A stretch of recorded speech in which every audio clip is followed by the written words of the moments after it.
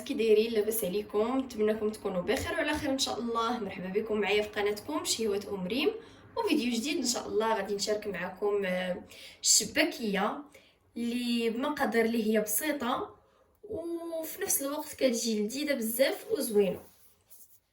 السلام عليكم البنات، كي دايرين؟ لاباس عليكم؟ نتمنىكم تكونوا بخير وعلى خير ان شاء الله. مرحبا بكم معايا في قناتكم شهوة ام ريم، وفيديو جديد ان شاء الله. غادي نشارك معكم الطريقه اللي كنقاد بها الشباكيه، كتجي لذيذه بزاف ومقومه. وغادي نحتاج عندي في المقادير، عندي كيلو ديال الدقيق الابيض اللي يكون نوعيه جيده ديال الحلوى، عندي كاس ديال الزيت، زيت نباتيه، وكاس ديال الزبده. انا الزبده البنات سبيسيال اولا الزبده ديال العبار اولا الزبده اللي كتكن، المهم ماشي البلديه. كاس ديال الماء اللي دوبت فيه شويه ديال الزعفران الحر، وكاس ديال الماء زهر. عندي هنا البنات الزنجلان، هانتوما كي كتشوفوا الزنجلان عندي جوج كيسان، بحال جوج كيسان ديال العنبه قد هكا البنات. خديت ديال الزنجلان يكون صاين وصهدتو، حمرتو غير واحد شويه وطحنتو. هو هذا البنات جوج كيسان منه، شفتوا راه كيكون رطب. الا ما بغيتوش تطحنوه حتى يولي رطب البنات، طحنوه شويه وغربلوه باش ما يبقاش لكم دوك الحبيبات ديال الزنجلان. عندي هنايا نص كاس ديال اللوز، حتى هو حمرته وطحنته. غادي نحتاج كيس ديال الخميره، الوزن ديالو 8 غرام، معلقه كبيره ديال النافع مطحون، ومعلقه كبيره ديال القرفه مطحونه. حتى هادو البنات يتغربلوا باش ما يبقوش فيهم دوك الكويرات. صافي البنات، غادي ندير الزنجلان واللوز، القرفه، وغادي ندير النافع. هنا البنات اول حاجه غادي نبدا نجمع غادي نحاول نرمل الطحين مع هاد اللوز والزنجلان والقرفه والنافع. وهنا البنات ملي كتشوفوا راني رملت داك اللوز والزنجلان مع الطحين، غادي ندير واحد شويه ديال الملحه ضروري. صافي، وغادي نبدا نضيف الزيت، زيت نباتيه، وغادي نضيف الزبده البنات. هنا الزبده راه غير دوبتها، ماشي نوازيت، غير دوبتها. غادي نضيف حتى الزبده صافي، وغادي نرمل هادشي مزيان. صافي هنا البنات كي كتشوفوا راني دخلت ديك الزبده والزيت في داك الدقيق. هنا غادي نبدا نجمع غادي نخوي هاد الزعفران شعره. هنا البنات كاضافه غادي ندير واحد ربع معلقه ديال الخرقوم البلدي، وغادي نخلطو مزيان. هنا البنات كاين اللي كيستعمل الضويمه ديال الزعفران، المهم الا بغيتو ديروها انا كنفضل ندير غير الزعفران شعره وشويه ديال الخرقوم باش كيعطيني فيها داك اللوين. واخا البنات ما ديروا فيها كاع الزعفران داكشي، راه تجي محمره.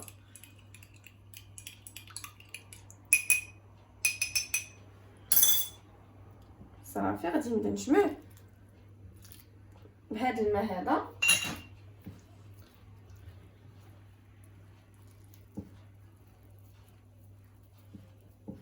صافي غادي ندير ماء زهر.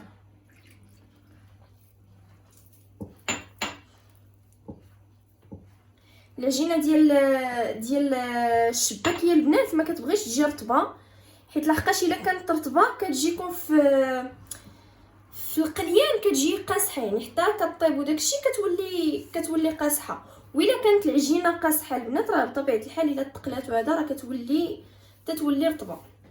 صافي انا غادي نحاول نبدا نضيف داك الماء الزهر بالتدريج حتى نحصل على عجينه اللي تكون شاده في راسها شويه.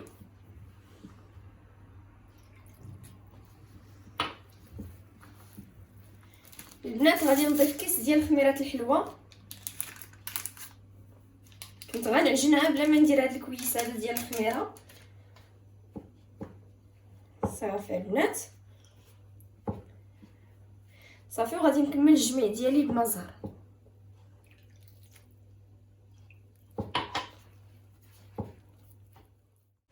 صافي هنا البنات كي كتشوفوا راني جمعت العجينه، راه كتجي قاصحه. هانتوما شفتوا هي في ديك القطعه ديالتها كتبان لكم بحال ناشفه شي شويه، مهم خصها تكون قاصحه باش تساعدكم حتى في الخدمه. صافي هنا البنات غادي نديرها في بلاستيك غذائي، غادي نخليها ترتاح تقريبا غير واحد 5 ديال الدقائق ونرجع معكم.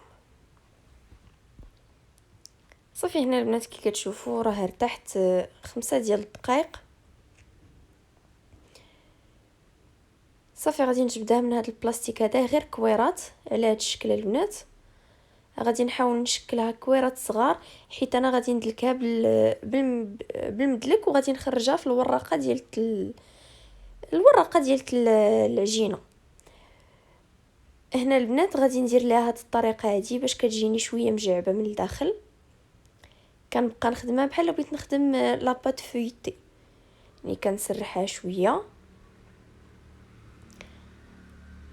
كنسرحها على هذا الشكل البنات وكنطويها. صافي البنات وكنعاود نطويها للجهه الاخرى. غنعاود معكم وحده اخرى.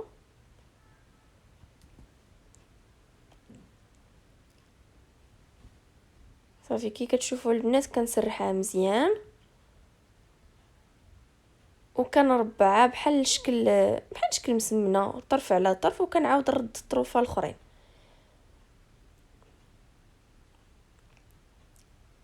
صافي وكنعاود نرد الطرف الاخر على الطرف الاخر وكنخليهم البنات، يعني كنخليهم حتى تقريبا يتطلقوا واحد 5 ديال الدقائق 2 دقائق راه دغيا كتطلق، يعني ما كتحتاج تبقى مده طويله. صافي هنا البنات ملي سرحت دوك الكويرات قديتهم على هذا الشكل هذا، كنهز اول كويره باش بديت البنات هي اللي كنبدا بها وكنطلقها. انا غادي نسرحها بالمدلك واحد شويه وغادي ندوزها في الوراقه. هذاك البنات كي كتشوفوا راهي الزعفران شاره والخرقوم هو اللي كيدير ليا داك اللون تماك. صافي هنا البنات غادي ندوزها في الوراقه على هذا الشكل هذا. انا هنا البنات كنخدم بهاد القطعه هذه ديال الشباكيه. ممكن ديروا الجراره، ممكن ديروا ديك الجراره الاخرى اللي قطع نيت ايزا، ديك اللي كدوز هكا وكتقطع لكم كلشي دقه واحده. صافي هنا البنات كي كتشوفوا راني قطعتها على هذا الشكل هذا، والى لقيتوا العوينات مسدودين عاودوا ديروا واحد شويه هكا حلوها بديك الجراره ديال اليد. صافي هنا غادي ناخذ الطرف الاولاني ونهبط الثاني ونلصقو مع الثالث، شفتوا البنات، وغادي نهز اخر طرف نلصقو حتى هو من التحت ونشدها من دوك القنيتات وغادي نقلب وندير ورقه على ورقه من الجهه الاخرى. صافي كتجي على هذا الشكل هذا البنات. نتمنى يكون واضح لكم الفيديو اولا واضح لكم الشرح ديالها باش تشبكوا. انا هذه كتجيني اسهل تشبيكه البنات. شفتوا كنهز الاولاني ونخلي الثاني لتحت ونلصقها مع الثالث ونهبط الرابع ونهز داك الشريطه الخامسه، شفتوا، ودوك الجوج التحتانيين اللي بقاو كنديرهم على هذا الشكل هكا وكنحطهم. صافي وكنقرصها من الجنيبات باش كتجي على هذا الشكل وريضه. هنا البنات غنشارك معكم وحده اخرى بشويه باش تشوفوها. شفتوا كنحط طرف على الطرف، يعني داك الاولاني كنهزو، الثاني كنحطو، والثالث كنهزو، والرابع كنحطو، والخامس كنهزو، ودوك الجوج اللي كيبقاو لتحت كنلاقيهم. صافي على هذا الشكل هذا البنات. صافي هنا البنات كي كتشوفوا راني شبكت الشباكيه كامله اللي عندي بهذا الشكل هذا، شفتوا. صافي وحطيتها وخليت حتى كملت الكميه كامله اللي عندي، وتقريبا خليتها واحد الساعتين بحال هكاك. عاد غادي نبدا نقلي فيها. هنا البنات راه خليتها نشفات والزيت درتها كتسخن، وهنايا درت العسل حتى هو كيدفى باش يتطلق. هنايا البنات خلطت جوج انواع ديال العسل اللي شاركت معكم، الاولاني والثاني. ما عرفتش واش غادي نحطهم لكم بجوج في واحد الفيديو او لا. المهم راني خلطتهم بجوج. صافي هنا البنات كي كتشوفوا الزويته راها بدات تسخن. غادي نحط فيها الشباكيه، والبنات البوطه ما تكونش مجهده، انا غادي نقصها. المهم كنت مجهده عليها حتى سخنات ليا الزيت. صافي وغادي نقصها، غادي نديرها متوسطه باش ما تحرقش ليا الشباكيه في القليان، وتجي طيبه من الفوق، ولكن ما غاديش تكون محمره من الداخل، يعني ما داخلهاش الطياب، يعني نقاس عليها البوط.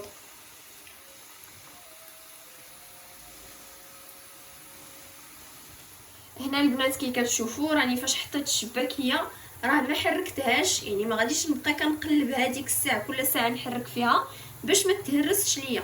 وغادي تلاحظوا البنات في العجينه راني ما درتش الخل، حيت لحقاش الخل كيهشش لينا العجينه، والعجينه فيها الزبده يعني ما نحتاجوش، يعني الا كانت الزبده في العجينه راه كترطبها كتجيبها فتيه. صافي البنات هنا حتى كنحسوا بها راه شدات راسها، عاد كنبداو نقلبوها.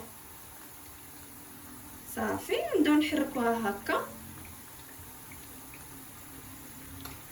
ونبقاو البنات كندورو فيها باش تحمر لينا وطيب لينا من جميع الجوانب ويجي داخلها الطياب. هنا البنات كي كتشوفوا راني بقيت كنقلب فيها بحال بهذه الطريقه هذه، شفتوا كنقلبها وكنحركها حتى كتحمر وكتاخذ ليا هذا اللون المذهب. هانتوما البنات راه ما كتهرس ما حتى حاجه، غير ماشي كتحطوها تبداو تحركوا، حطوها وخليوها. هاد النصائح كنعطيهم للبنات المبتدئات اللي يلاه بادين في التشباك اولا في الطياب ديال الشباكيه. صافي البنات هانتوما شفتوا راه تحمرات، شفتوا كي تيجي اللوين ديالها، ما عرفتش كيبان لكم مزيان ولا لا، المهم كتجي محمره. انا هنا البنات غادي نحيدها.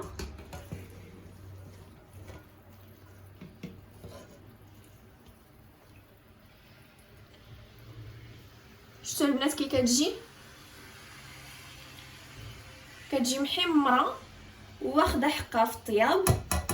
غادي نقطرها مزيان البنات ومباشره نضعف العسل اللي غادي نكون مدفيه من قبل.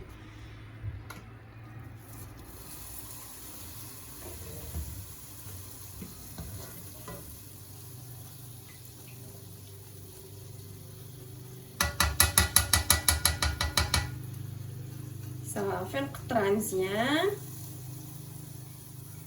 ونضعف العسل.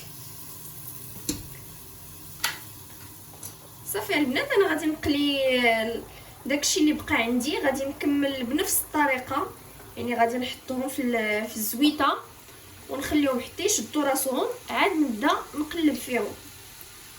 والبوطه تكون متوسطه البنات باش ما تحمرش ليكم هكا من الفوق وتبقى خضره من الداخل. وهذه البنات اللي درت في العسل غادي نحاول نغطسها في العسل، نغطسها مزيان وما نبقاش نحركها البنات باش حتى في العسل ما تهرسش. صافي غادي نبقى هكا وغادي نزيد هاد القليه الاخرى هنايا، يعني حتى كتعمر ليا الكوكوت بالشباكيه، غير ما نزحمهاش بزاف باش ما تبقاش تطرطق. يعني غادي ندير واحد القليه اخرى هنا، يعني جوج قليات. منين نكون كندير الثالثه غادي نحيد هاد الجوج نديرهم يتسقطروا وغادي نبقى نكمل بنفس الطريقه. صافي هنا البنات كي كتشوفوا راه خليت الشباكيه تشربات العسل مزيان، يعني درت جوج قليات وخليتهم تشربوا مزيان. صافي هنا غادي نحطها تصفى.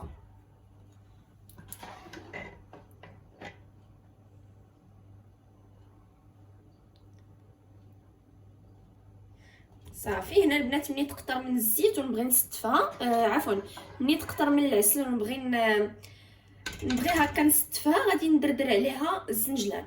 ملي تقدروا ديروا الزنجلان تقدروا ديروا اللوز اللي بغيتو البنات، انا غادي ندير الشباكيه بالزنجلان. صافي غادي نبقى مستمره بنفس الطريقه البنات، غادي نقليها نطفيها في العسل، وتقدروا كاع ملي تقليوها كامله وتعسلوها كامله وتحطوها بحال هكا في شي كسكاس ولا في شي صفايه ولا شي حاجه، عاودوا خويو عليها العسل وخليوها تقطر مزيان البنات. يعني هادشي اللي غادي ندير نيت معاها. صافي غادي نقليها كامله حتى نسالي القليات ديالي كاملين ونحطها في الكسكاس، وغادي نهز العسل غادي نخوي عليها من الفوق باش تعاود تشرب ليا عاوتاني وتقطر داكشي اللي زايد يحيد وتصفى. نتلاقى معكم في الشكل النهائي ديالها. وهذا البنات هو الشكل النهائي ديال الشباكيه من بعد ما قليتها وعسلتها وزينتها بالزنجلان. كتجي على هذا الشكل هذا. شفتوا البنات كتجي هكا محمره وكتجي خفيفه.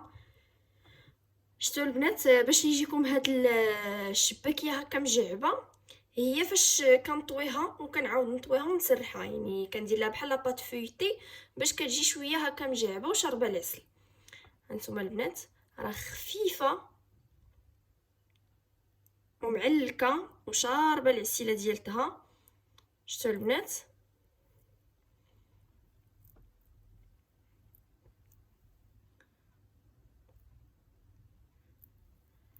نتمنى البنات تعجبكم الشباكيه اللي شاركت معكم اليوم.